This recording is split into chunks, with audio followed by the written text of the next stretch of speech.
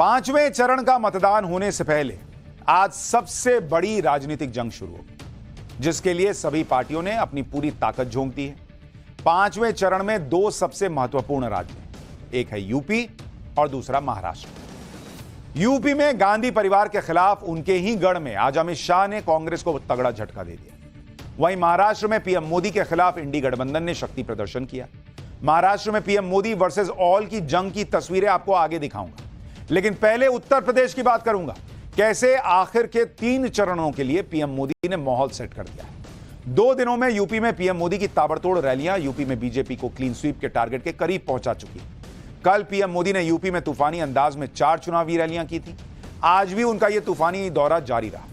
आज भी पीएम मोदी ने यूपी के बाराबंकी, फतेहपुर, हमीरपुर में चुनावी रैलियां की। अपनी हर रैली में प्रधानमंत्री मोदी इंडी गठबंधन पर खटाखट हमले बोल रहे हैं, जिसकी बौखलाहट भी इंडी गठबंधन के नेताओं पर दिखने लगी। आज बाराबंकी की रैली में पीएम मोदी ने समाजवादी पार्टी और कांग्रेस का पूरा ट्रैक रिकॉर्ड खोल दिया। पीएम ने कहा कि अगर समाजवादी पार्टी और कांग्रेस सरकार में आए तो रामलला को फिर से टेंट में भेजेंगे और मंदिर पर बुलडोजर चला देंगे। पीएम मोदी यहीं नहीं रुके, उन्होंने कहा कि समाजवादी पार्टी और कांग्रेस को सीएम योगी से सीखने के लिए ट्यूशन लेना चाहिए कि बुलडोजर कहां चलाना है और कहां नहीं। पहले पीएम मोदी को सुनिए, फिर आपको बताऊंगा समाजवादी पार्टी और कांग्रेस के गवर्नेंस मॉडल पर पीएम ने क्या कहा। ये किसी भी हद तक जा सकते हैं जी, इनका ट्रैक रिकॉर्ड ही ऐसा है। इनके लिए देश वेश कुछ नहीं है भाई, उनके लिए तो उनका परिवार और पावर, यही उनका खेल है। सपा कांग्रेस वाले सरकार में आए तो रामलला को फिर से टेंट में भेजेंगे और मंदिर पर बुलडोजर चलवा देंगे। क्या योगी जी से यही सीखना है क्या? अरे जरा योगी जी से ट्यूशन लो, बुलडोजर कहां चलाना कहां नहीं चलाना। बाराबंकी की रैली में पीएम मोदी ने कांग्रेस और समाजवादी पार्टी के गवर्नेंस मॉडल पर भी सवाल उठाया। कहा कि जब ये दोनों पार्टियां सत्ता में आती हैं तो आतंकवादियों को खुली छूट मिल जाती है। सुनिए एक बार इसको, फिर बताऊंगा अमेठी रायबरेली को लेकर पीएम मोदी ने कैसे कांग्रेस पर बड़ा हमला बोला। जब सपा कांग्रेस सत्ता में आती है तो आतंकवादियों को खुली छूट मिल जाती है, और सपा का तो सिद्धांत ही रहा है, उत्तर प्रदेश का बच्चा बच्चा जानता है, उनका तो गवर्नेंस का मॉडल ही था, 1 डिस्ट्रिक्ट 1 माफिया। यूपी में इन दिनों रायबरेली और अमेठी सीट की खूब चर्चा हो रही है। इन दोनों सीटों पर भी 5वें चरण में 20 मई को वोटिंग है। अमेठी और रायबरेली को कभी गांधी परिवार का मजबूत गढ़ माना जाता था, लेकिन कांग्रेस की हालत यह हो गई है कि इस बार गांधी परिवार का कोई भी सदस्य अमेठी से तो चुनाव लड़ नहीं रहा, और रायबरेली में राहुल गांधी चुनाव लड़ रहे हैं तो ऐसा लग रहा है जैसे कांग्रेस ने पूरा जोर रायबरेली सीट को बचाने में लगाया हुआ है। इसी का जिक्र आज पीएम मोदी ने भी किया। पीएम ने कहा कि यूपी में पूरी कांग्रेस परिवार की इज्जत बचाने में लगी हुई है। रायबरेली का नाम लिए बिना पीएम मोदी ने क्या कहा है वो सुनिए, फिर इसकी वजह भी बताता हूं आपको। यूपी में कांग्रेस का कोई वजूद नहीं है।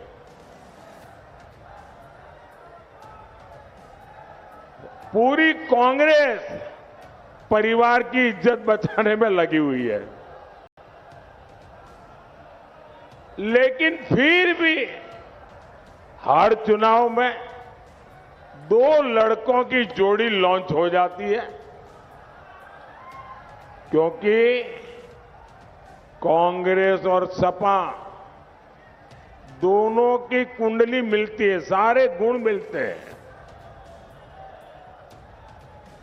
ये दोनों परिवारवाद को समर्पित है, दोनों भ्रष्टाचार के लिए राजनीति में है। यानी प्रधानमंत्री लगातार हमलावर हैं कांग्रेस और समाजवादी दोनों पर, लेकिन उन्हें यह कहना क्यों पड़ा कि पूरी कांग्रेस परिवार की इज्जत बचाने में जुटी हुई है, पूरी कांग्रेस परिवार की इज्जत बचाने में जुटी हुई है। असल में रायबरेली और अमेठी सीट को लेकर गांधी परिवार की साख दांव पर है, जिसे बचाने के लिए कांग्रेस ने पूरा जोर लगाया है। प्रियंका वाड्रा ने 6 मई से रायबरेली अमेठी में डेरा डाल दिया। कांग्रेस के दो पूर्व सीएम अशोक गहलोत और भूपेश बघेल को सारा काम छोड़ के कहा कि अमेठी रायबरेली में जाओ आप लोग। हिमाचल के सीएम सुखविंदर सिंह सुक्खू भी रायबरेली में कई जनसभाएं कर चुके हैं। सोनिया गांधी रायबरेली की जनता के लिए इमोशनल अपील जारी कर चुकी हैं। राहुल गांधी को अपनी दादी इंदिरा गांधी और पिता राजीव गांधी के रायबरेली और अमेठी के रिश्ते का जिक्र करना पड़ रहा है। और आज अमेठी में इंडी गठबंधन की ज्वाइंट रैली में अखिलेश यादव भी कांग्रेस कैंडिडेट के प्रचार के लिए पहुंचे। यानी ऐसा लग रहा है कि अपना गढ़, अपना घर बचाने के लिए भी पूरा जोर लगाना पड़ा था। राहुल गांधी ने कुछ दिन पहले सोशल मीडिया पर एक वीडियो भी शेयर किया था जिसमें वो अपनी मां सोनिया गांधी के साथ नजर आ रहे हैं। और इस वीडियो में रायबरेली और अमेठी से जुड़ी इंदिरा गांधी और राजीव गांधी की तस्वीरों वाली एल्बम को पलटते हुए राहुल और सोनिया इन दोनों इलाकों से पुराने रिश्तों के बारे में बात करते नजर आ रहे हैं। मतलब याद दिला रहे हैं पब्लिक को कि देखो ना, हम लोग कितना पुराना रिश्ता है हम लोगों का। लेकिन इतने से भी जब बात नहीं बनती दिखी तो आज सोनिया गांधी खुद इंडी गठबंधन की रैली में शामिल होने के लिए रायबरेली गई। सोनिया गांधी ने राहुल गांधी को जिताने की अपील की। पहले सोनिया गांधी को सुनिए, फिर आपको बताऊंगा पीएम मोदी के खटाखट हमलों से बौखलाए राहुल गांधी कैसे टकाटक पर आ गए। भाई और बहनों, मैं आपको अपना बेटा सौंप रही हूं।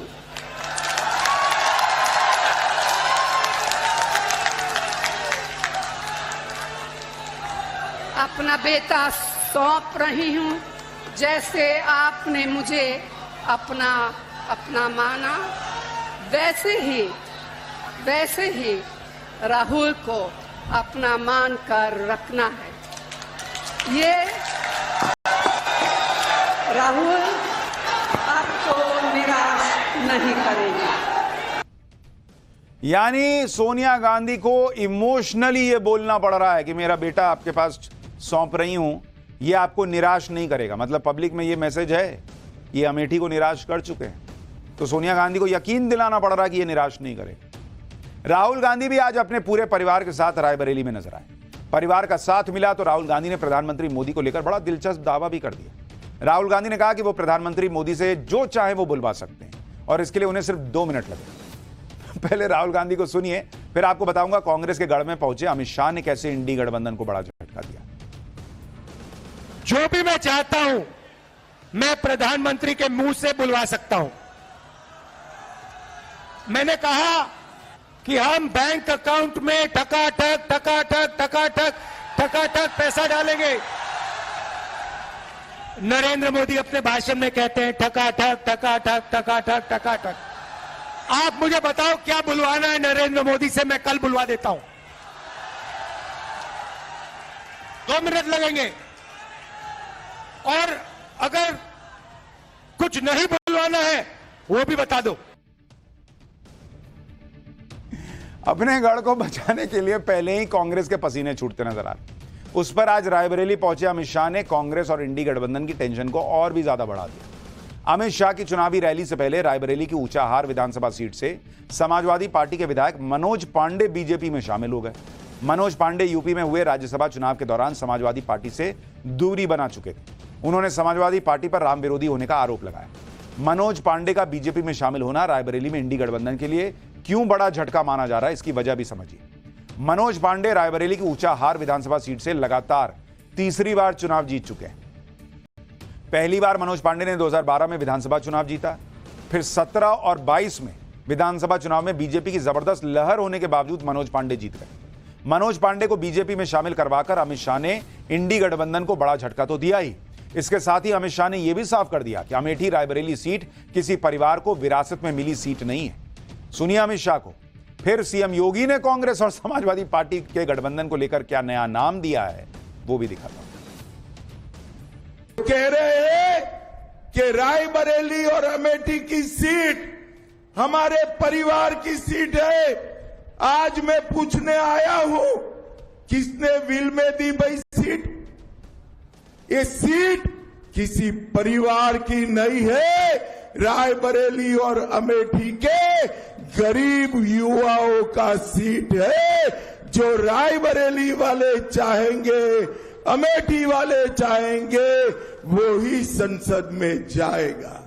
मुझे बताओ आप लोग, आप इस बात से सहमत हो कि आपकी सीट परिवार की सीट है? ये लोकतंत्र है। परिवार का कोई सीट नहीं होता जो संकट में साथ रहता है, जो विकास करता है, वो ही सीट पर जीत कर आता है।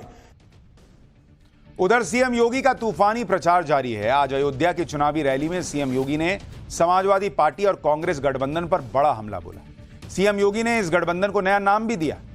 सीएम योगी को सुनिए एक बार। कहा संपत्ति का सर्वे करेंगे और फिर कहा कि जो उनके बाप दादों की संपत्ति होगी उस आधी संपत्ति, उसमें से आधी संपत्ति हम ले लेंगे और फिर कांग्रेस और समाजवादी पार्टी के गुंडों को बांट देंगे। बहनों और भाइयों, ये समाजवादी पार्टी और कांग्रेस का नया संस्करण है और इसको कहते हैं खून चुसवा।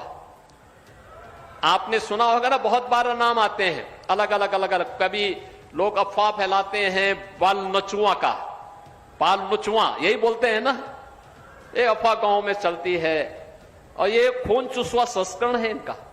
बताओ, औरंगजेब की आत्मा घुस गई इन लोगों के ऊपर। ये जजिया कर है औरंगजेब का। क्या ये जजिया कर उछलने देंगे आप सपा और कांग्रेस के लोगों को? अब बात महाराष्ट्र में पीएम मोदी वर्सेस ऑल के जंग की। यूपी की बात तो आपने देख ली।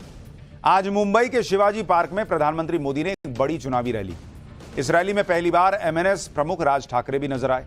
वहीं इंडी गठबंधन ने मुंबई के बीकेसी मैदान में रैली। इस रैली में दिल्ली के सीएम केजरीवाल शामिल हुए।